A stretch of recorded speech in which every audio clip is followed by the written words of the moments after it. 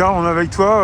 Tu es arrivé tout à l'heure. On était donc ici devant l'Arcom. Oui, je viens de saluer l'ami Pascal de Vigimedia. D'accord. Et alors l'Arcom, là, qu'est-ce qui te vient à l'esprit? Qu'est-ce que tu peux nous dire? Alors, je vais d'abord te poser une question ainsi qu'à tes spectateurs. Ouais. Est-ce que vous savez tous pourquoi le CSA, c'était le Conseil supérieur de l'audiovisuel, est devenu Arcom récemment? Ça fait 2 ans, c'est tout frais, 2-3 ans. Pourquoi ce CSA, Conseil supérieur de l'audiovisuel, qui est chargé de la régulation de la télévision et de la radio, il est devenu Arcom? Est-ce que toi tu le sais? Là comme ça, je peux pas te dire, mais c'est pas une réunification de deux organismes. Il a fusionné, tu sais, avec ça. C'était un flop, tu sais, c'était la DOPI là où il devait censurer, bloquer les fournisseurs d'accès de ceux qui téléchargeaient, tu sais, des films et tout ça là illégalement. Dans l'Arcom, il y a de la DOPI. Il y a la DOPI, ce qui n'a aucun sens. Ouais.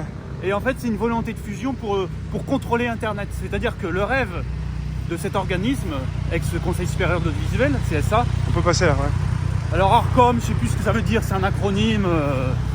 En fait, leur rêve, et ils auront beaucoup de mal, c'est de contrôler Internet comme ils font pour la radio et la télé.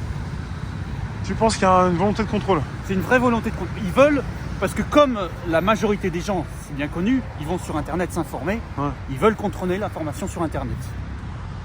Ils ont du mal, ils n'arrivent pas... mais ils veulent... Ils voudraient, genre, parce qu'actuellement, si on veut créer une radio sur la bande FM, il faut faire un dossier auprès du CSA, de l'Arcom, il faut faire un dossier. On n'a pas l'autorisation comme ça. Leur rêve, c'est de faire la même chose pour si on veut créer un site internet, un blog, ils voudraient contrôler ça. Toi, tu connais bien en son? Oui. En bande, quoi. Bon, tu m'as dit bande FM. Toi, la radio, c'est ton dada? Oui. Et alors justement, je voulais dénoncer par rapport à là. Ouais. Oui, mais tu voulais me poser une question d'abord? Non, mais parce que quelque part, là, tu m'en parles parce que t'es partie prenante. Oui, toi. voilà, je suis partie ça prenante. te touche. Voilà, ça me touche. Par rapport au flux, par rapport aux transmissions, par rapport à la censure. Oui. Alors, par rapport à la radio, alors ça fait une bonne trentaine d'années qu'ils sont rodés à ce sujet-là. C'est qu'ils font tout, en fait. Ils le disent pas directement, mais ils font tout pour brider les petites radios, on va dire. Comment ça? Tu peux nous préciser beaucoup plus? Alors, c'est un exemple. Alors, ils font. Alors, tu connais un peu administratif, parce que c'est un truc administratif. Alors, déjà, ils ont des collègues, parce que c'est tout un système. Ils ont ce qu'on appelle les comités techniques du territoire, le CTR, le CTA, comité technique radiophonique. D'accord. Donc ça, ce sont les antennes régionales de cette fameuse Arcom. Donc, ils ont des bureaux régionaux. Et leur rôle, alors, c'est comme pour les. Tu sais, comme pour les administrations, comme pour les départements, les cantons, les arrondissements, c'est pareil, dans le domaine de la diffusion hertzienne, ils ont ce qu'on appelle des zones. Et ces zones ne sont pas du tout réalistes. C'est-à-dire que, normalement, je pensais, ça coule de source, que par exemple, une autorisation de radio FM, je pensais que l'autorisation était départementale ou régionale. C'est totalement faux. C'est-à-dire qu'une fréquence FM, elle n'a pas le droit d'émettre. Par exemple, Paris, on ne se rend pas compte parce que Paris, c'est un petit département finalement. Oui. Donc, une radio parisienne, elle n'est pas trop pénalisée parce que Paris, il y a du monde. Il y a un bassin de population dense, donc on ne se rend pas trop compte. Mais dans la campagne, c'est pas la même chose. Le département, il est beaucoup plus large. Genre, un département, ça peut faire en moyenne, je sais pas, une centaine de kilomètres, je dis ça tout à fait. Oh. Donc, logiquement, je devrais normalement avoir le droit, sous réserve d'être aux normes techniques, parce qu'on n'est pas non plus dans l'anarchie, dans n'importe quoi, donc il y a quand même des règles à respecter, mais à la base, logiquement, je devrais avoir le droit de planter un émetteur FM dans un point haut, au département, pour couvrir le département dans de bonnes conditions. Oui. Or, le CSA l'interdit. Ils ont quadrillé les zones à leur manière, ce qui fait que, par exemple, une radio, je vais prendre l'exemple de la Charente, le département 16, elle n'a pas le droit d'émettre pour toute la Charente, elle a le droit d'émettre que pour Angoulême, elle a le droit d'émettre que pour Confolens, elle a le droit d'émettre que pour Cognac, elle a le droit d'émettre que pour... dans des zones sélectionnées par l'Arcom. C'est des zones CSA qu'on appelait ça. C'est des zones très petites finalement, 30 à 50 km maximum. Elle ne peut pas couvrir dans toute la région. Elle n'a pas le droit. Ou alors il faut qu'elle demande d'autres fréquences. Tout est surveillé, tout est limité à des zones déjà prédéfinies, décidées par l'Arcom. Voilà. Alors là, comme logiquement, au lieu d'accorder un département, ils accordent alors je sais pas si on appelle ça des cantons, enfin j'ai pas utilisé. Et ça, il faut être renouvelé, c'est renouvelé tous les combien? C'est renouvelé tous les 5 ans. Tous les 5 ans? Il faut redemander une autorisation ou... Pour redemander une autorisation. Mais comme je dis, pour Paris, c'est pas trop grave, on a parce qu'il y a du monde. Mais là, si on a une fréquence juste pour couvrir 30 000 habitants, c'est un peu limite, hein, c'est cher une fréquence en plus. Il faut gérer des dossiers tous les 5 ans, quoi. Voilà, il faut gérer des dossiers. Et qu'est-ce qui se passe? Alors pourquoi je disais que ça pénalise les petites radios et pas les grosses? Parce qu'une petite radio, elle a les moyens que d'avoir une fréquence, voire deux. Ouais. Alors, si elle avait une fréquence pour tout le département, elle se fait entendre dans tout le département. Mais si elle a une fréquence que dans un petit bout de département et qu'elle n'a pas les moyens d'avoir un deuxième émetteur ni un troisième, eh ben, elle est pénalisée par rapport aux grands groupes parce que ce soit Radio France, mais même parce que moi je dénonce à la fois l'abus de service public, mais je dénonce aussi le monopole des grosses sociétés multinationales. Les grands groupes, c'est quoi? C'est plus facile pour ces grands groupes? Ah ben les grands groupes, alors c'est encore toute une autre histoire que je vais te raconter après, mais je termine sur ce sujet-là. Je prends par exemple le groupe, il y a double scandale, le groupe Énergie par exemple. Bon par exemple Énergie, ils ont les moyens, ils ont une fréquence à Angoulême et ils ont une fréquence à Cognac.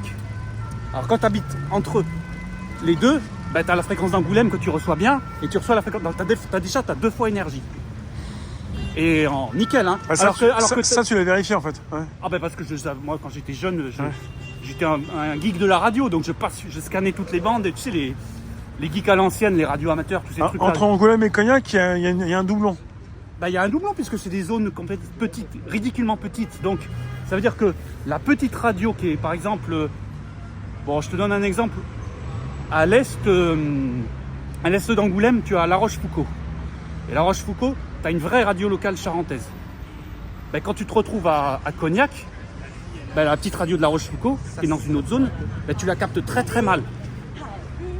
Alors que Énergie, ben, tu reçois le Énergie d'Angoulême, le Énergie de Cognac, et double scandale, c'est que le groupe Énergie, qui pourrait se contenter juste de Énergie, il pourrait faire une radio généraliste, passer un peu de tout, et appeler ça Énergie. Ben non, il passe juste les fameuses, comme j'avais dit autrefois, Énergie c'est juste le top 50 des dernières nouveautés commerciales. Et après, s'ils veulent passer le top 50 des années 90, bah, ils vont mettre ça sur Chérie FM. Et juste 100 titres. Donc ils vont déjà te créer 2 fréquences pour diffuser 200 ou 300 titres, alterner de la pub. Et là, quand quelque part, Donc, pardon, excuse-moi, l'Arcom, elle te précise que tu dois pas trop avoir une fréquence importante. Quand tu me dis que voilà, des fois les fréquences on les reçoit pas bien, c'est une volonté aussi pour de l'Arcom de brider la puissance. De brider la puissance du. Alors que si c'était pas bridé, on pourrait avoir tout le département, voire toute la région. Tout le département pourrait ne pas avoir de souci de réception. Non. En voiture, on pourrait ne pas avoir de soucis quand on passe d'une zone à une autre. Non, ah non, pas du tout. Alors comme c'est un bridage en fait. C'est un bridage de puissance. Par exemple. On va dire dans la zone, on va dire c'est un calcul mathématique. Alors tu as 2 choses, tu as le réglage des antennes de l'émetteur pour pas que ça couvre, parce que tu as des antennes omnidirectionnelles ou tu as des antennes directionnelles. Donc le gain n'est pas le même. Donc on a un bon matériel en fait, c'est pas un problème de technologie, c'est un problème de fréquence et de bridage. De bridage de la part de l'Arcom. Donc de la part de l'Arcom, du CTA, le comité technique, parce que bon, c'est pas les fonctionnaires de Paris qui gèrent ça, il y a des techniciens sur place. L'Arcom, oui, de toute façon, ça a changé de nom, l'Arcom continue de gérer, quoi. Ah bah oui, ça a changé de nom, mais c'est les mêmes... Non, je te dis, l'Arcom, ça a été créé... Parce que... Pardon, oui, vas-y. Bon, l'Arcom, je te disais entre parenthèses, que tout à l'heure, ça a été créé pour tenter de réguler Internet. Mais bon, ça, c'est encore un autre sujet. Mais bon, oui, c'est intéressant de...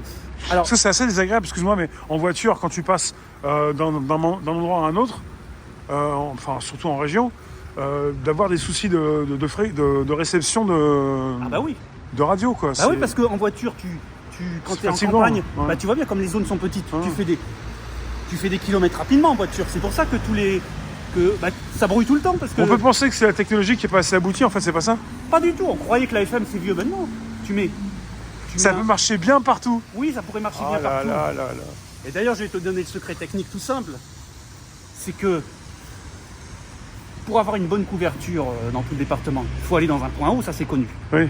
Tu peux par exemple mettre un émetteur. À l'époque où dans les années 80, l'électricité c'était pas cher comme maintenant. Les radios dans les années 80, elles installaient une antenne dans le point haut du département et elles mettaient un émetteur de 10 000 watts. Et ça passait. Ah ben avec 10 000 watts, c'était impressionnant. Tu pouvais même aller dans le département voisin. Genre le passionné, par exemple, hein, le passionné, celui qui voulait écouter la radio Charente au Limousin, eh ben, il a capté. Il a capté peut-être mal, mais il a capté. Parce que avait de la puissance. Aujourd'hui, si tu mets un émetteur de 5 ou 10 000 watts sur une colline, même s'il est dans les normes, hein, eh ben, tu te fais saisir le matériel et tu peux aller. Le responsable de la radio, il peut aller en prison. Hein. C'est interdit. Hein. Maintenant, je vais te dire pourquoi ça marche pas. Parce qu'ils donnent des puissances genre de 2 ou 300 watts. C'est pour ça que c'est nul. Ouais, c'est ridicule. Des puissances ridicules. Par contre, Radio France, eux, ils ont des... Alors, il laisse passer les gros, mais les petits, c'est compliqué. Radio France, je capte les fréquences de Limoges à Angoulême. Parce qu'il y a du 150 000 watts. Ah oui, il y a de la patate. Ah mais je croyais que la FM c'était ridicule, non. 150 000 watts pour Radio France à Limoges. D'accord. Donc ça, quelque part, on en parle aujourd'hui, c'est la censure, quoi. Non, mais de limiter les petits et un laisser la place émetteur aux de 150 000 watts, ouais. T'as la qualité CD, t'as la HD sur la FM avec ça. Hein. Ah, d'accord.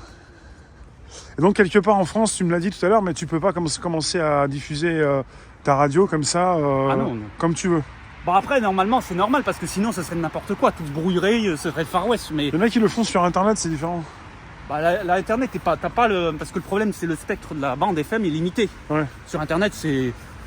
Bon, certes... Il faut se faire connaître, hein, c'est comme une chaîne. Hein. Bah, les adresses IP sont limitées aussi, mais c'est pas comme la FM, t'as une centaine de canaux, alors qu'en IPv4, là, t'en as des millions. Ouais. C'est limité, je sais plus, l'IPv4, c'est pour ça qu'ils ont fait les V6. Bon, ça, c'est très technique, hein, ça, tu connais. Les IPv4, il y a un nombre limité. De toute façon, c'est une IP par appareil connecté, de toute façon, aussi bien les serveurs que les particuliers. Mais c'est rien comparé, c'est beaucoup plus... Il y a beaucoup plus de possibilités qu'en FM. Non, mais normalement, il faut une autorité pour réguler la bande FM parce qu'elle est limitée et parce que... Bah, de toute façon, c'est comme dire supprimer la police, ça n'a aucun sens. Ouais. C'est pareil, il faut une autorité pour régulariser ça. Ouais. Mais voilà, elle est pas c'est du n'importe quoi, c'est pas juste. C'est pas des lois équitables. Et ça fait un moment que tu es au courant de tout ça de toute façon. Ah bah oui, depuis l'origine que je connais ce domaine. Hein. Ça, dès le départ, ça t'a énervé un peu? Ah bah j'ai trouvé ça injuste que par exemple, je donne un exemple, la fréquence 93.4 de radiodiffusion charentaise, qui émet depuis La Rochefoucauld, et ben parfois elle est brouillée par la fréquence de Fun Radio à Niort sur 93.4 aussi. Alors des fois, quand il y a du climat, tu sais, des fois en fonction de la météo, les ondes elles se propagent plus ou moins bien. D'accord. Il y a aussi ça. Donc des fois, la fréquence de Fun Radio, qui est un gros réseau, une grosse radio, hein, ils ont trois, comme Énergie, tout ça, ils ont 600 émetteurs. Hein. Ils sont partout en France. Ils sont partout, voilà, ils ont les moyens. Ouais. Et du coup, ces fréquences-là, elles brouillent les petites radios. Ah mais ça, on leur tape pas. Si la petite radio brouille une grosse, là la grosse elle porte plainte et la petite radio est pénalisée. D'accord. Mais par contre, la petite radio qui se fait brouiller par une grosse, ah bah non. Ça, c'est du business, les acteurs sont pas tous égaux quoi. Ah non, il y a pas de... Tu débarques, t'as déjà, t'as déjà de l'expérience, tu connais bien, t'as des contacts, tu lances ta grosse radio. Les gros continuent de gérer quoi. Ah, voilà. Alors, autre sujet justement intéressant pour continuer sur ce domaine de pourquoi les petits sont pénalisés, c'est que tu as ce qu'on appelle les catégories. Tu as des catégories dans les radios. La catégorie A, c'est les radios associatives. La catégorie B, c'est les radios locales commerciales. La catégorie C, c'est les radios nationales, mais qui font du décrochage local. Et le D, c'est 100% national. C'est-à-dire qu'une radio catégorie... Si par exemple Énergie a une fréquence en catégorie D, elle diffusera le même programme que ce soit à Angoulême, à Paris, à Limoges, à Bordeaux, à Toulouse, ce sera avec la même chose. Si elle est en catégorie C, elle diffusera un peu de programme local, mais ce programme local, c'est de la pub locale généralement. Et ça, c'est fait pour faire de la concurrence déloyale aux radios locales. C'est encore un autre sujet. Et apparemment, il y aurait une complicité d'État, parce que c'est l'État jacobin centralisateur. Oui. Ce serait une complicité d'État. C'est fait exprès pour que les petites radios locales ne puissent pas se développer. Ça, c'est encore un autre sujet. C'est-à-dire que l'énergie, ils vont capter l'artisan local Enfin, je sais pas, il y a une promo Intermarché à Angoulême. Oui. Ben, c'est Énergie qui va la diffuser, alors qu'elle n'est pas légitime sur le territoire. Donc là, on empêche les gens de travailler, quoi. On empêche, Si quelqu'un si, veut par se exemple, lancer et grossir, il peut pas. Par exemple, si par exemple je suis sur Radiodiffusion Charentaise en catégorie A associative et que je veux faire une radio commerciale en catégorie B locale, Oui. ben, je devrais pouvoir diffuser le Intermarché ben, c'est Énergie qui va saper mon concurrence déloyale, alors que Énergie ne fait rien en Charente. Donc ça Ou casse. ne fait rien en Bretagne, ou ne fait... Voilà. Ça casse l'entrepreneuriat, ça. L'entrepreneuriat de la radio locale. C'est-à-dire qu'en fait, tout est déjà figé et les nouveaux acteurs peuvent pas arriver, quoi. Ouais, ils peuvent pas. Ouais, Et ça a commencé dans les années 90, on va dire. Parce que dans les années 80, ça se construisait. Ouais. Donc dans les années 80, ils avaient des grosses radios locales. Oui. Et ils se sont fait éjecter par... il y a eu de la corruption parce que tu as des gens, aussi c'est encore autre chose, tu as des gens qui ont créé des radios dans les années... des gens qui ont créé des radios dans les années 80. Oui. Et ces gens-là, comme ils aimaient plus l'argent avant la radio et la culture, Ouais. ils ont revendu à Énergie, par exemple, leur fréquence. Et ils ont revendu leur fréquence aussi, c'est leurs encore- clients, aussi la clientèle ou ça récupère aussi les gens qui écoutaient aussi la fréquence. Oui, aussi, mais en fait, ce qui s'est passé, c'est encore un autre sujet, c'est ces gens c'est que tu as quelques fondateurs de radio qui ont cédé à la corruption, cédé à l'argent facile, et du coup, Énergie, qui avait qu'une fréquence à Paris, ils ont utilisé une faille juridique de l'époque pour racheter toutes les fréquences. C'est comme ça qu'ils se sont développés en France, et c'est en bouffant les émetteurs des radios locales. Alors toi, si tu veux travailler dans la radio, le tout c'est que peut-être tu en fasses sur Internet, et encore, c'est compliqué sur Internet, il y a quand même beaucoup de monde, mais si c'est pour lancer ta propre radio, c'est compliqué, quoi. Non, mais aujourd'hui, de toute façon, c'est complètement dépassé. Ouais. Donc Il aujourd'hui, y a toujours... Mais attendez, quand tu me dis dépassé, il y a quand même du monde qui continue d'écouter la radio. oui, mais pas les nouveaux acteurs. Ils écoutent la FM, les gens. Ouais. Mais aujourd'hui, pour toutes les raisons que je t'ai expliquées, créer une nouvelle radio sur la FM, c'est peine perdue. Ouais, Donc ouais. aujourd'hui, comme les gens migrent sur Internet, il faut le faire sur Internet. Ouais. Et là, il y a un autre problème parce que Internet est tellement trusté par les GAFAM Ouais. que se faire une place sur Internet aujourd'hui, C'est compliqué, c'est mondialisé, ouais. c'est très très compliqué. Et là, pour les radios, tu as un chiffre, tu sais combien l'importance des radios en France je sais pas quel chiffre tu peux nous proposer Par sur ce rapport que tu connais. L'importance de la radio, du Alors, nombre de personnes qui peuvent écouter la radio. Ça s'écoute souvent aussi dans les voitures, mais pas seulement, Surtout en chez voiture, soi. il y a environ 40 millions de Français qui écoutent la radio au moins une fois par jour. 40 millions. Ah, c'est énorme. Mais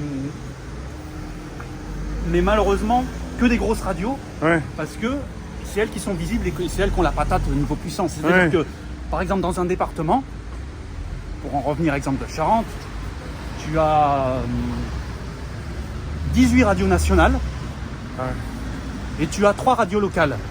Alors 3 radios locales avec des émetteurs minables et 18 radios nationales avec des super émetteurs. Le commun des mortels, il va se brancher sur quel type de radio? Voilà, C'est la concurrence déloyale. concurrence Et déloyale. puis, c'est tout ce qui Donc, se... je vais te dire le Oui. chiffre scandaleux. Les Oui. petites radios associatives, Ouais. dans toute la France, l'audience cumulée, c'est 2%. Pour l'ensemble, c'est un scandale. 2% les petits. 2% d'audience dans tout. Alors, sur 40 millions, tu as 2% de 40 millions, donc pour calculer, je crois que ça doit faire 500 000 personnes. Ouais, 400 000, ouais. Pour toutes les radios de toute la France, en associatif. C'est un scandale. Ouais, les gens écoutent des gros, quoi. Mais ils écoutent des gros parce que je te dis, tu allumes déjà en voiture, déjà si... Faut recevoir, ouais. C'est les gros qui passent d'abord. c'est les gros qui passent d'abord, puisque je te dis, les gens ils vont pas... Alors les petites radios associatives, elles sont soit écoutées par des militants de chez militants, quoi, dans... On continue ou... Oui, on peut... Comme tu... Moi, je continue avec toi si tu veux. ça me dérange pas. Un peu plus loin, un peu par là-bas. Oui. C'est intéressant tout ce que tu nous disais. Souvent les petites radios associatives, elles sont écoutées par des mamies qui ne savent que se servir d'un poste de radio, par exemple. Donc genre il y a encore des émissions, des cases, des choses comme ça. Ouais. Ou Pour alors ça, c'est par des... Après c'était écouté aussi par des gens très engagés politiquement, genre des syndicalistes, des choses comme ça. Ouais. Mais ça c'était avant Internet. Ouais. Maintenant les gens qui sont très engagés en politique, ils ont commencé, après ils ont fait des blogs et maintenant ils sont sur les réseaux sociaux. Donc souvent, c'est des gens qui font de la radio pour se faire plaisir maintenant, parce qu'ils n'ont pas d'audience. Ouais.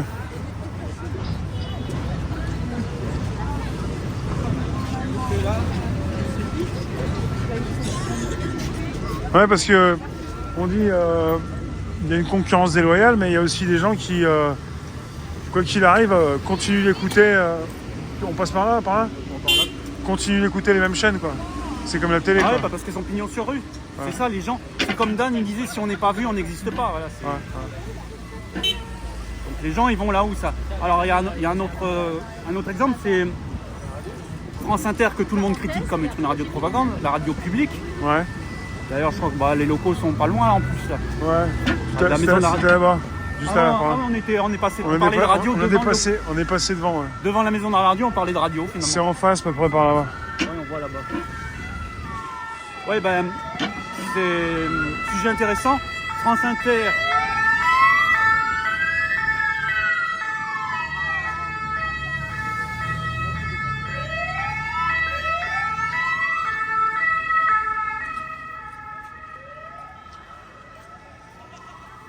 Alors, j'ai remarqué maintenant, ils ont 2 sirènes en même temps.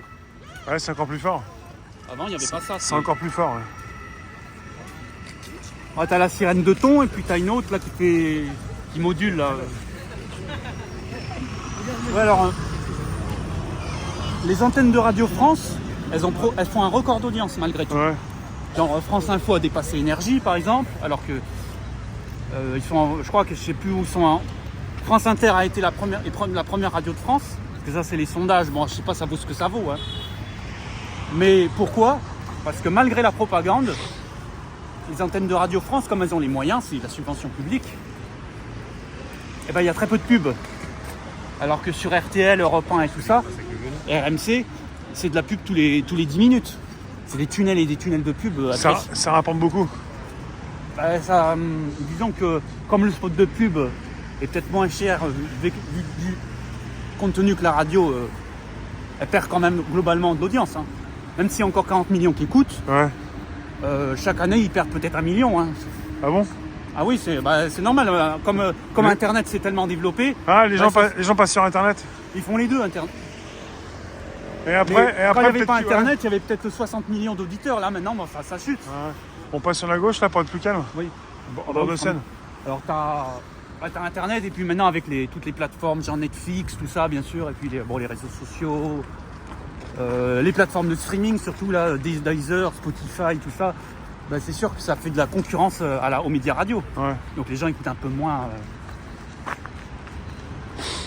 Mais non, France Inter et France Info, même France Culture qui avait une audience confidentielle, ils sont en progression.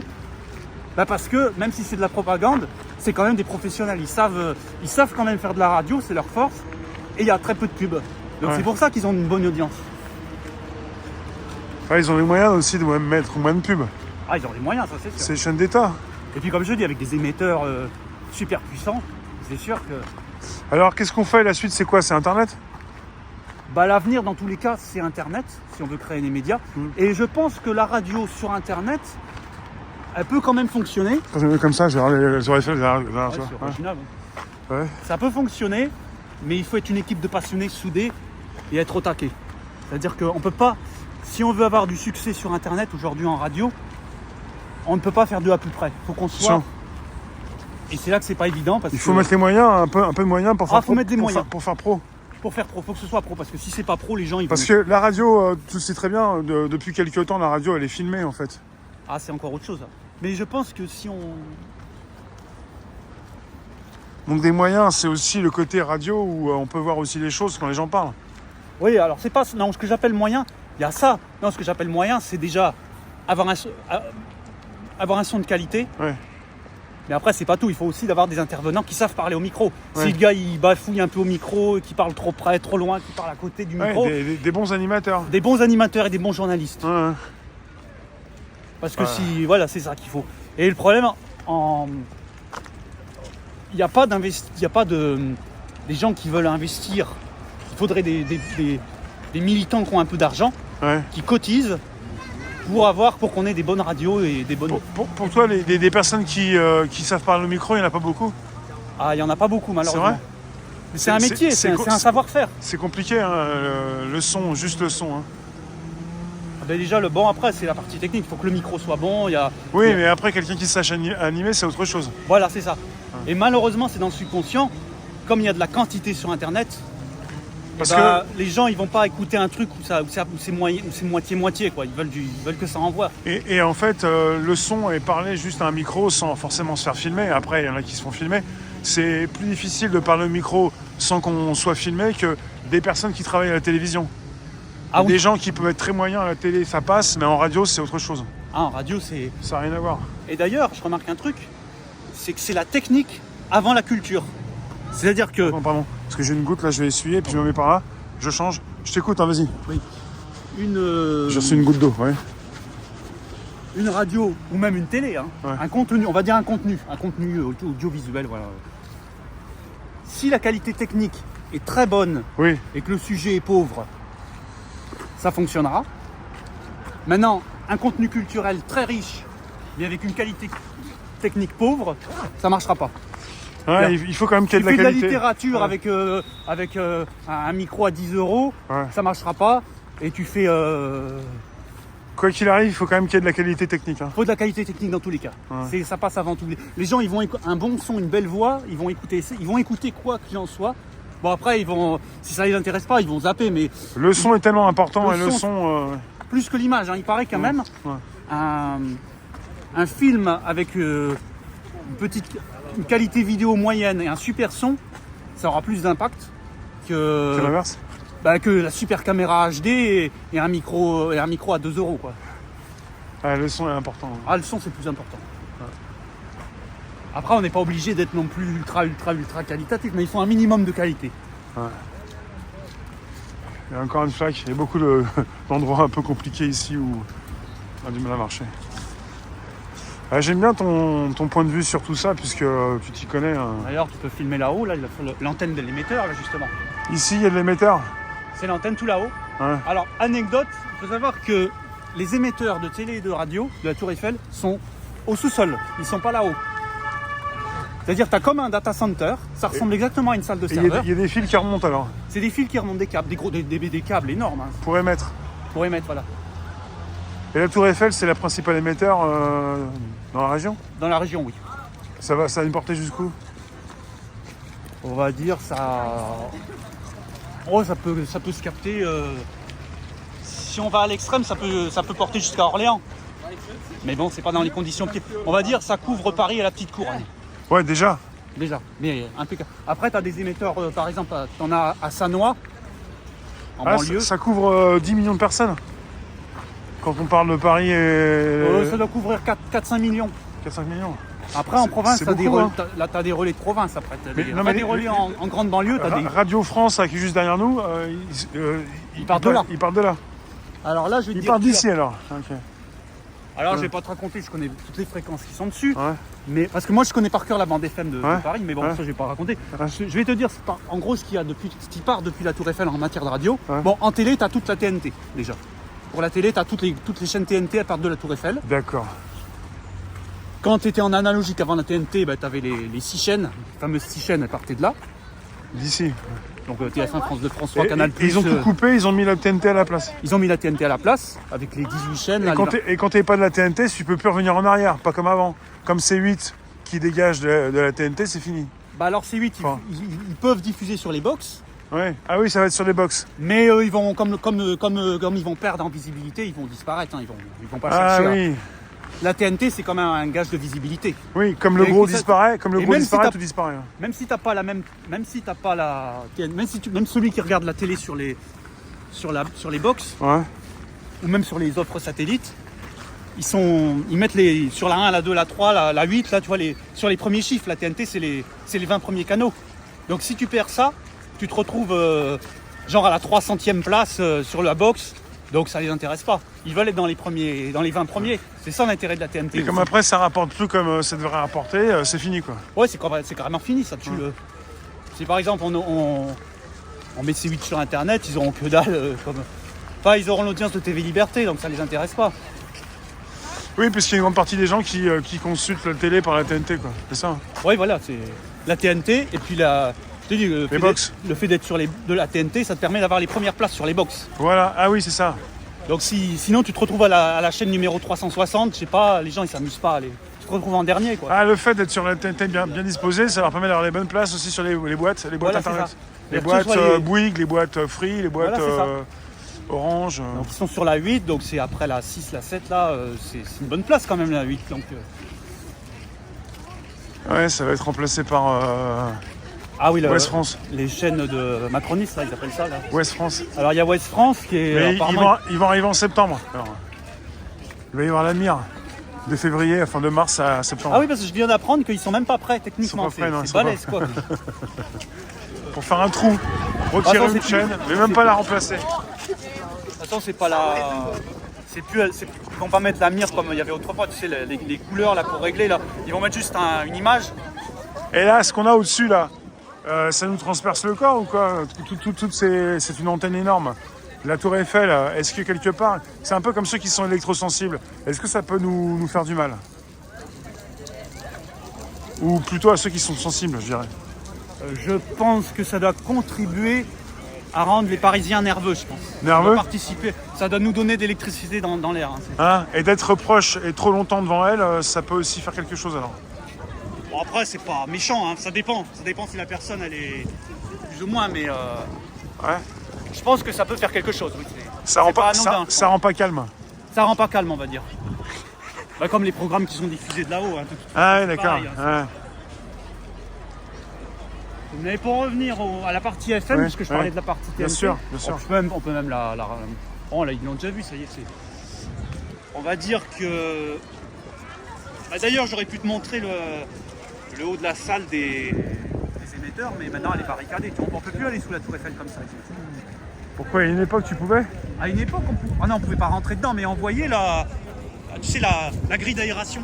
Il y avait un truc. Ouais, parce que là, il faut rentrer, c'est comme dans un parc d'attractions. Alors, on peut pas aller sous la tour Eiffel, sinon je te l'aurais montré volontiers là. C'est sous un des 4 pieds.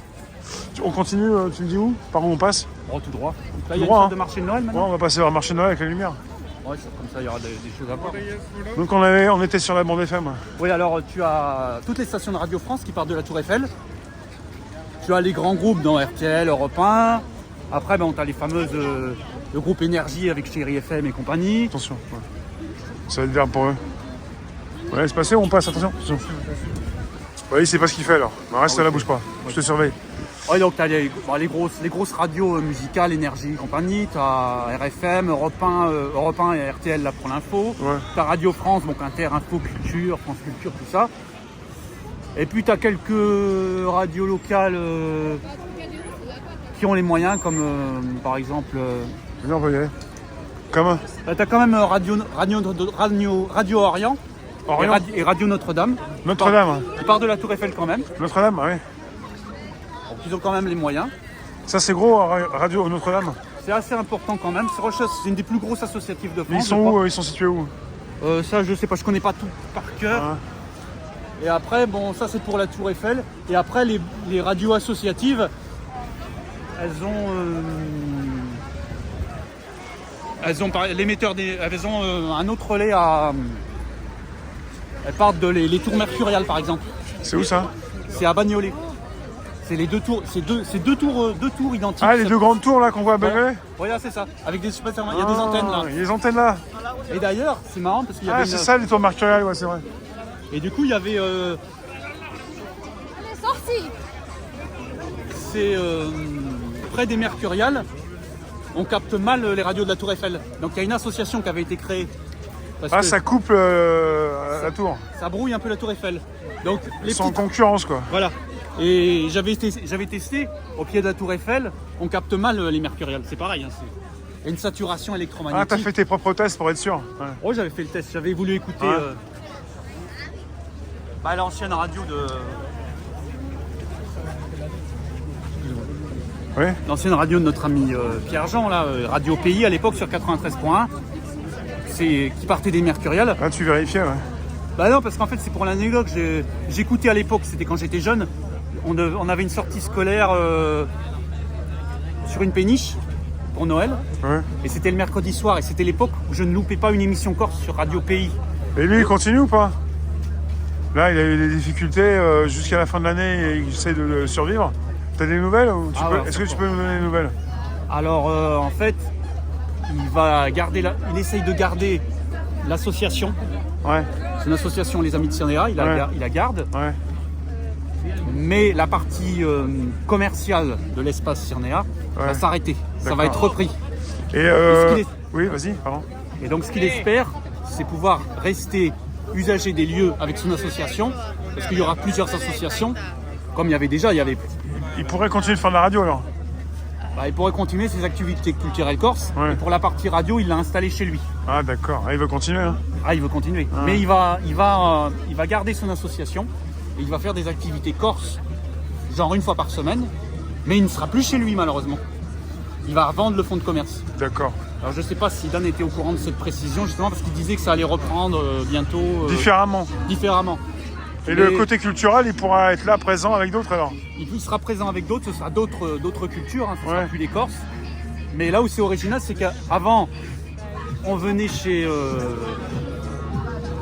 l'espace Cyrénea était un centre corse. Ouais. Et il y avait diverses cultures qui pouvaient s'exprimer dans cet établissement. Oui. Ben maintenant, ce sera l'inverse. Ce sera d'autres qui vont reprendre les murs. Enfin, pas les murs, les murs, c'est la ville de Paris, hein, c'est des locataires. Mais on va dire que les locaux vont être utilisés par une autre structure. C'est comme s'il avait des colocataires, quoi. Voilà, sauf que Pierre-Jean ne sera plus qu'un utilisateur, il ne sera plus qu'un usager du lieu. Il va s'arranger avec eux pour pouvoir continuer occasionnellement une présence corse. D'accord. Donc il y aura encore quelques repas corses, il y aura de la musique corse, il y aura de la littérature. Le moindre mal, quoi. Le moindre mal, on va dire. Ça permet Et ce qui est bien, c'est que les gens avec qui c'est arrangé pour passer le lieu, ils vont conserver le lieu tel quel. Ils vont pas casser. D'accord. C'est ça qui est important. La salle va rester la même. Elle va être un peu modernisée quand même, elle va être rafraîchie, mais l'essentiel de la philosophie de l'esthétique, ça va pas bouger.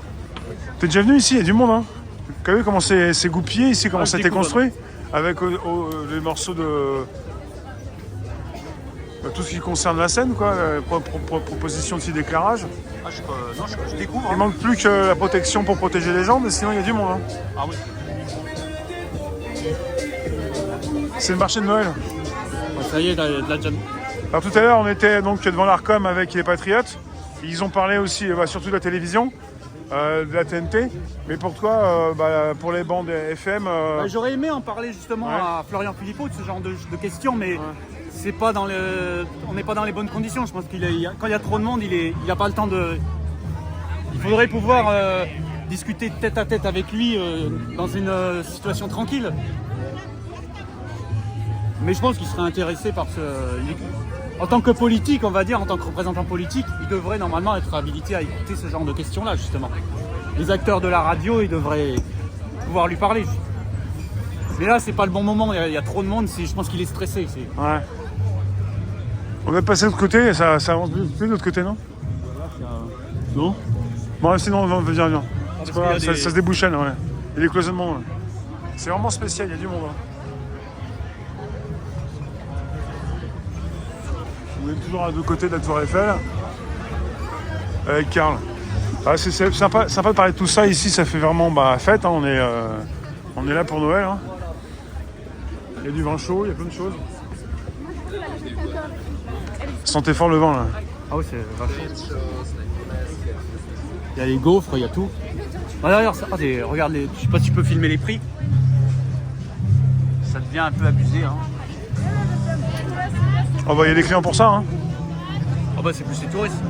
Ouais. Pardon. Même taper dans les gens, c'est compliqué, ouais. Depuis que là, je fréquente nos petits collectifs qu'on connaît bien, de résistants, gilets jaunes, tout ça, depuis que je les fréquente, le peu que je vais au café, j'ai constaté les augmentations. Hein. Ouais. Avant, tu pouvais avoir un café genre pour 1,50 €. Ouais. Maintenant, ça peut monter à 3 € facilement, hein, un café. Ouais, même plus des fois aussi. Ouais, ça dépend. Hein. Si c'est allongé, si c'est un gros, si c'est un petit. Donc là, c'est la fin, la sortie. Ouais. C'est par là. Après, les boulangeries, les gâteaux en boulangerie, ça peut monter à 4 € un gâteau, hein, non? Ouais, ça dépend desquels aussi. Hein. Bon, le problème de toutes ces viandes là, tu peux filmer la viande là, par exemple. Ouais. Ouais, vas-y. Ça vient c'est industriel, ça vient des abattoirs où ils maltraitent les animaux. Ah, direct, tu sais, ouais. Ah bah oui, c'est tout industriel. Après ils m'ont pas dit, hein, peut-être que il faudrait voir au cas par cas, mais généralement c'est de l'industrie. Hein. Ouais, généralement. Bon, c'est très couru, il y a du monde qui me sort, qui rentre. C'est bien bouchonné. Il y a des choses qui marchent encore hein, économiquement finalement. Ouais. Peut-être pas pour longtemps, on ne sait pas. Hein, peut-être qu'il y aura une grosse crise, peut-être qu'il y aura une crise majeure. Ouais, justement, comment tu vois l'année 2025? On s'en rapproche là. Pour toi, tu trouves des choses positives? Bon, je pense qu'on continue à. Pour le moment, il n'y a pas de révolution majeure. Hein. Je pense Ouais. Là, on voit les agriculteurs sont sous tension. Ouais. Mais il n'y a pas. Là, ils ont. La coordination rurale a fait confiance à Barnier. Donc, ils ont arrêté la grosse mobilisation. Ouais. Donc, oui, là, il y a des trucs un peu chauds. Là, il y a eu des. Bah, je crois qu'il y a eu des arrestations. Mais c'est pas tous les agriculteurs, c'est des petites. Je vais me tourner parce que là, c'est spécial. Bon, c'est quoi ça? Il y a une limite au sol. On est toujours face à la Tour Eiffel. Et on est avec 1956, Henri, Louis. Et là, c'est marqué aussi au sol.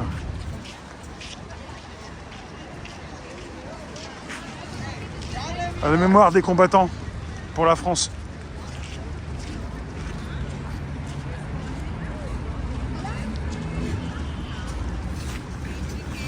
Bah, ils ont mis les couleurs là, bleu, blanc, rouge. Et Ricard, toi, est-ce qu'on peut en savoir plus sur toi? Est-ce que tu avances sur des projets, sur comment ça va ta vie? C'est pour ça que je te dis 2025. T'as trouvé des choses, t'as des projets? Alors il y a. T'es déprimé? T'es non, pas déprimé? je vais toujours vers l'avant. Hein. Hmm. Bah, d'ailleurs, c'est la philosophie telle qu'elle doit. Enfin, le plus proche de ce qui est juste, c'est-à-dire que avec les racines de l'histoire et du passé, Ouais. même de notre propre passé, Ouais. on va vers l'avant. Ouais. C'est pas table rase. Non, c'est l'histoire avec le recul plus l'avenir, c'est un équilibre. Tu te souviens, tu me parlais de la génération, non pas les boomers qui ont tout foutu en l'air, mais celle d'après, la X. Tu m'avais dit, c'est plutôt les X, les responsables. Bah, je vais te donner un exemple. Ouais. Parce que c'est pas tous les X évidemment. Hein, Bien sûr, bien sûr. Je vais te donner un exemple. Parce que souvent on tape sur les boomers et c'est même pas la peine. Vas-y, je t'écoute. Bah non. Tu vois ces abrutis, là, désolé d'être dur, qu'il y a eu sur l'ancêtre, c'est même l'ancêtre de la théorie du genre. Tiens, tu vois, ces abrutis qu'on a eu aussi bien dans le cinéma que sur les radios, justement Fun Radio et Skyrock. Oui. Tu vois, c'est des mecs qui avaient 20-25 ans dans les années 90. Ils ont fait de avant la télé, la radio poubelle, quoi. Des émissions totalement immorales. Sur Skyrock, Fun Radio, ça. Voilà. Et ces mecs-là, ces générations X, ils avaient 20 ans dans les années 90. Et ben aujourd'hui, ils en ont 50, voire bientôt 60. Ils continuent. Ils sont encore là et ils parlent à des ados. Et alors eux, ils sont là, quoi. Ils sont en place. Et ils n'ont pas laissé leur place, mais ils ont pas laissé ils avaient leur la place. vingtaine, évidemment. Maintenant, évidemment, 30 ans après, c'est plutôt 50, plutôt 60. Voilà. Et ces mecs-là, pour eux, les vieux qui avaient 40 ans à l'époque, c'était des ringards. Ouais. Et normalement, et pour eux, les jeunes sont des petits cons aujourd'hui. C'est-à-dire qu'il n'y a que, quoi. C'est-à-dire que pour ces mecs de 50 ans, un gars de 20 ans, c'est un petit con Ah oui. qui sait rien foutre. D'accord. Et T'as entendu ça? En fait, déjà, ils critiquaient déjà ceux de 40 et maintenant, ils critiquent ceux de 20, quoi. voilà, c'est ça. Ils disent qu'ils écoutent que de la merde, qu'ils savent rien foutre, c'est eux qui font de la radio. Et par contre, les vieux qui ont 60, c'est des vieux ringards. Donc, c'est égo comme pas possible. C'est un égo. C'est pire que de l'égoïsme, là. En même temps, ils font, c'est du commercial. En même temps, ils tiennent leur boutique. Hein. Ah ben ils peuvent pas. Ils vont pas dire qu'ils sont pas bons. Hein. Ben, c'est l'homme, c'est l'humain. C'est-à-dire que tu prends une fois que tu vires tout le monde, tu prends la place et d'après tu la laisses pas, tu la gardes jusqu'à en crever. Tu gardes ta place. Quoi. C'est la bêtise humaine, c'est ça. Hein, donc. Ils savent commencer, ils savent pas s'arrêter, quoi. Ah non, ils savent pas s'arrêter. Mais c'est d'une niaiserie, pas parce que t'as des mecs qui s'amusent à 20 ans et après ils évoluent, quoi. Eux, ils n'ont pas évolué. C'est oui, tu passes à autre chose. Voilà, tu me parles de personnes qui continuent la même chose depuis 30 ans, quoi. Voilà. ça devient d'une ringarde. Ils sont plus ringards que ringards. Mais ce qui est grave, c'est que c'est des mecs de 50-60 ans qui expliquent la sexualité à des ados de 15 ans. Ouais, quoi. mais après, c'est sur des grosses chaînes aussi qui continuent de marcher, donc tant que ça marche, ces gens-là. Oui, mais ça parle pas aux jeunes. Ils les gardent, ouais. Puisque les jeunes, maintenant, ils vont sur TikTok et Insta et compagnie. Ah, hein. ça parle aux personnes de leur âge qui ont vieilli avec elles. Voilà, c'est. Ça aussi, non? Bah, À ceux qui ont 40-50, quoi. Voilà. Bah, par exemple, Skyrock qui ciblait une audience de banlieue qui avait 18-20 ans en 2000, Oui. et ben maintenant, l'âge moyen des auditeurs de Skyrock, c'est peut-être 35-40 ans. Voilà, ça a vieilli. C'est comme Facebook, hein, ça vieillit. Ça vieillit, voilà. Comme Parce que c'est Facebook vrai qu'il y a un beaucoup ont problème. quitté, ouais. La Attends, je me radio, parle là parce que le sol est abîmé, oui. la radio perd les jeunes. Hein. Ouais. Mais néanmoins, comme Skyrock, par exemple, est un média, ils ont les moyens, ils ont une certaine visibilité, et notamment, ils ont investi YouTube et TikTok et tout. Enfin, Ouais. non, ils ont une chaîne YouTube, ça c'est sûr. Bah du coup, ils parlent quand même. On va dire qu'ils ont plus de concurrence. Ouais, Mais ils parlent encore à une quantité non négligeable de jeunes. et ils sont sûrement sur TikTok ou Instagram, comme tu me dis YouTube, mais Oh, sur ils sont tous les surtout réseaux, sur quoi. YouTube. YouTube, ouais. Ah bah sur YouTube, ils cartonnent quand même. Hein. Enfin, Ouais. peut-être qu'ils ont perdu ces dernières années, mais je sais qu'à une époque, ça cartonnait sur YouTube. Et toi, tu m'as parlé de la radio, c'est vraiment ton domaine. Oui. Mais sinon, est-ce que tu peux nous dire si comment ça se passe dans ta vie, quoi? Est-ce que ça va bien? Est-ce que je sais pas moi, est-ce qu'il faut que tu trouves du boulot ou est-ce qu'il faut que tu quittes un boulot? Est-ce que tout va bien, quoi? Est-ce que c'est compliqué maintenant encore plus ou pour toi? Alors niveau boulot, je vais te dire là où je suis, c'est. Ce que tu peux nous dire, hein, mais bon. Alors je vais dire c'est qu'en ce moment je suis en recherche de faire de la prise de son de terrain, Ouais. prestation de prise de son de terrain, D'accord. de musiciens ou de troupes de théâtre ou de cinéma, enfin peu importe, du son sur le terrain. Ouais. C'est ça que je cherche à faire. D'accord. Tu cherches où? N'importe, sur Paris, c'est. Mais sinon sur internet? Là pour le moment dans le bouche à oreille directement. Ok. Parce que moi je suis plus doué au contact humain que sur internet. Ouais. Donc voilà des musiciens, des acteurs culturels qui seraient intéressés par de la prise de son. Ouais. Et d'ailleurs on revient sur une histoire un peu culturelle. Je vais faire une parenthèse là-dessus. Ouais. En pratiquant, en faisant une expérience, je me suis rendu compte pourquoi la musique des années 60 sonnait mieux que la musique actuelle. Et alors? Parce que c'était la simplicité artisanale. C'est-à-dire que je vais te donner un exemple. J'ai enregistré justement dans une prestation un ensemble de jazz dans une pièce de théâtre, dans une salle de théâtre, et j'ai mis 3 micros en live. Et le résultat, j'avais l'impression d'écouter un truc des années 60 justement. Parce que c'était D'accord. ça, il n'y avait pas 50 000 pistes. Ouais. J'ai mis pour info un micro, j'en parlais à Pascal tout à l'heure de Multimédia. Ouais. J'ai mis un micro sur le piano, un autre entre la batterie et la basse, et un autre au milieu devant les cuivres. J'ai fait un mixage, j'ai fait un truc, c'était une balance stéréo. Le son nickel. Ouais. Parce qu'aujourd'hui, les musiciens, là on va parler de musique quand même qualitative, donc dans le domaine du jazz ou du rock et tout ça. Là aujourd'hui c'est pas terrible parce que c'est pas naturel parce qu'ils font des enregistrements piste par piste, Ouais. ils font des prises et des reprises et des reprises, et du coup ça perd le charme. Et puis c'était beaucoup plus simple peut-être aussi pour l'oreille. Ah c'était beau, c'était naturel voilà parce que faire de la prise de son superposée piste par piste, ça n'existe pas dans la nature. Donc c'est pour ça que ça sonne mal en fait. Ouais. Alors que enregistré. Donc je me suis rendu compte, et c'est là, en faisant cet exercice, c'est là que j'ai trouvé ma vraie spécialité. C'est-à-dire que c'est pas de la musique électronique ou de la musique produite, c'est de la musique enregistrée vivante. Ouais. Que ce soit du jazz, du classique ou de la musique traditionnelle, ou du théâtre, voilà, c'est du son de terrain. Donc Et toi, t'es de Paris? T'es de la région parisienne? j'habite à Paris, j'habite pas trop loin d'ailleurs là. Pas très loin, tu vas rentrer à pied là? Oh, je rentre à pied, pourquoi pas. Et là, tes journées, t'es en recherche, quoi, active? Ouais, mais sinon là, là où je suis, le projet qui me tient, le projet d'ailleurs qui doit normalement être collectif, qui me Ouais. tient le plus à cœur, c'est vraiment de monter, de faire démarrer une bonne fois pour toutes une station de radio, on va dire. D'accord. Et là, pour info, là, c'est la centre russe, là. Ouais. Ici, ouais. Parce qu'on est, c'est précisé ici, la gare du Pont de l'Alma. C'est assez moderne. Ouais, c'était l'ancien emplacement, c'était le bâtiment Météo France, là. Ah. Et ta radio, tu veux la démarrer d'où? De Paris? De Paris, oui. Bon, évidemment, comme on disait sur Internet, évidemment. Ouais. Ouais, t'as pas de fréquence. Ce qu'il faut, c'est qu'il y ait des.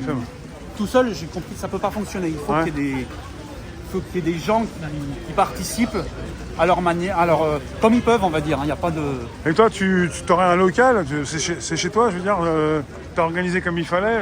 Alors en gros, le central technique, on va dire le data center, le point central, c'est chez moi. Ouais. Et après, pour recevoir des gens, pour produire des. Parce que bon, là. Ouais. Pour produire des émissions et recevoir du monde, il faut que ce soit dans un local extérieur. Ouais. Alors évidemment, avoir un vrai plateau, quoi. Un plateau, mais qui n'a pas besoin d'être énorme. Hein. C'est-à-dire que une radio qui a les moyens, elle a, je sais pas, 1 km² de local, avec des bureaux. Non, mais là, il faudrait se contenter de. Pour les. On va dire c'est du bricolage au début, après ça peut évoluer. C'est-à-dire que ce qu'on appelle le CDM, centre de modulation, c'est le central, donc ça part de chez moi, avec une interconnexion réseau sur un studio extérieur. D'accord. Pour les directs d'extérieur, voilà, ou alors on enregistre et on programme après si c'est pas en direct. Et les émissions extérieures, le plateau, parce que c'est vraiment galère de faire ça dans un appartement privé. Hein, c'est vraiment, j'ai testé, c'est très vite limitant. Et puis niveau sécurité, c'est pas top. Ah, toi, tu me parles de côté opérationnel, chez toi, oui. Et après il y a un relais sur un plateau, quoi. Sur un plateau, voilà. Tu perds pas la connexion, c'est j'ai la main dessus. Hein, c'est-à-dire s'ils font n'importe quoi au plateau, je peux les couper de chez moi. Parce que la vraie radio, elle est chez moi. D'accord. C'est juste une connexion sur un plateau.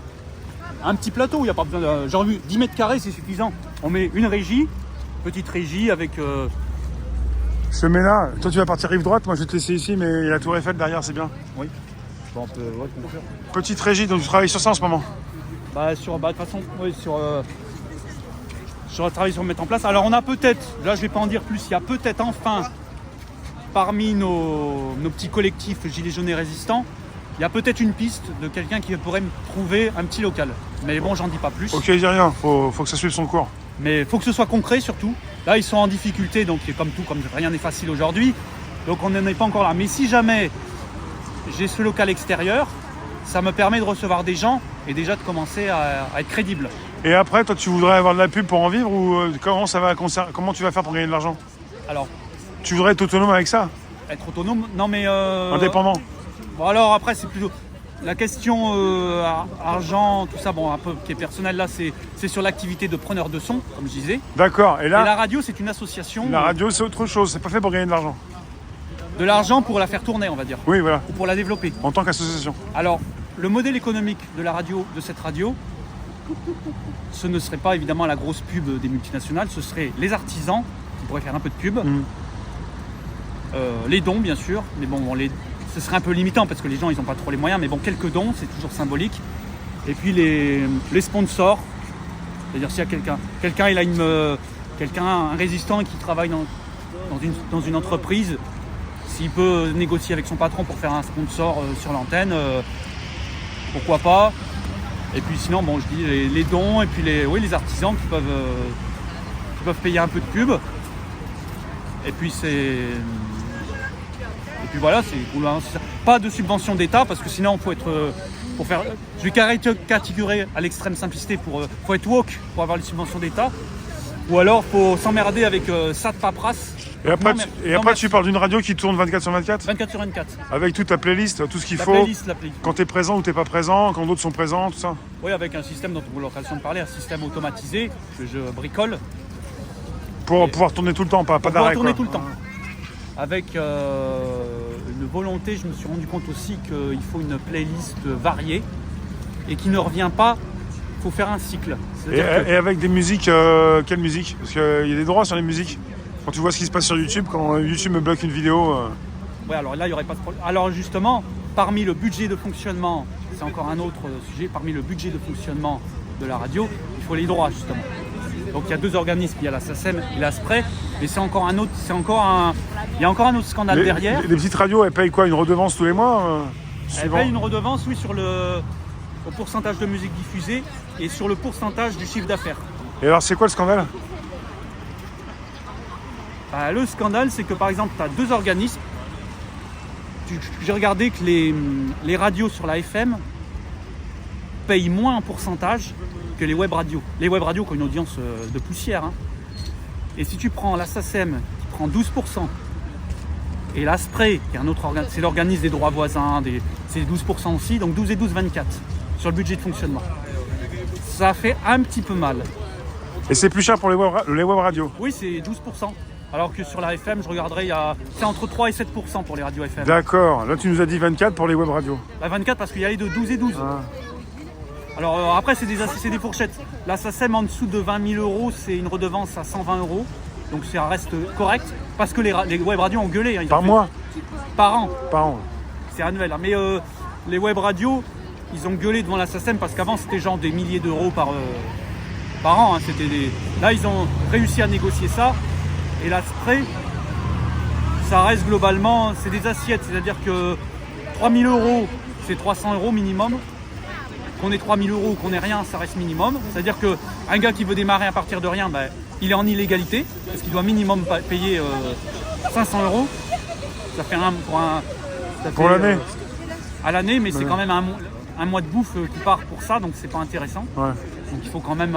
Tu sais ce que tu dois payer par mois quand tu commences, quoi. Quand on commence, c'est minimum ça. Et ensuite, c'est des assiettes, c'est-à-dire qu'entre 3 et 7 000 euros, ça va être 700 euros à payer. De chiffre d'affaires.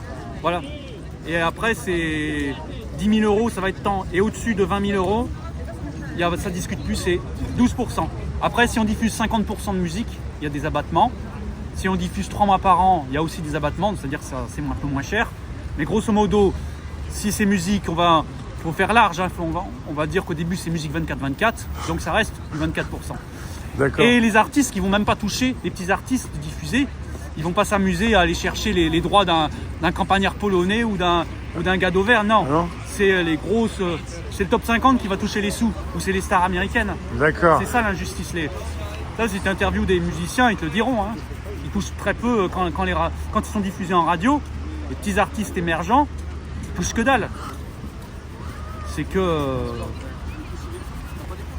Bon, pour faire très simple, parce que c'est un peu méchant, c'est juste une simplification. Ouais. En gros, c'est les Goldman et compagnie qui touchent plein. C'est les spécialistes de la SACEM. Ouais. Ils n'ont rien, mais ils ont la rente à vie.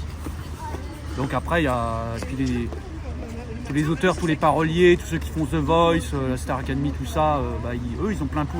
C'est eux qui touchent la SACEM. Et nous, on paye pour ça. Alors qu'on diffuse des artistes régionaux, des artistes... Je te remercie, Karl. On va se laisser, il commence à faire froid. Je vais couper ici. Ouais, c'était une super émission. Merci, hein, merci beaucoup. Hein.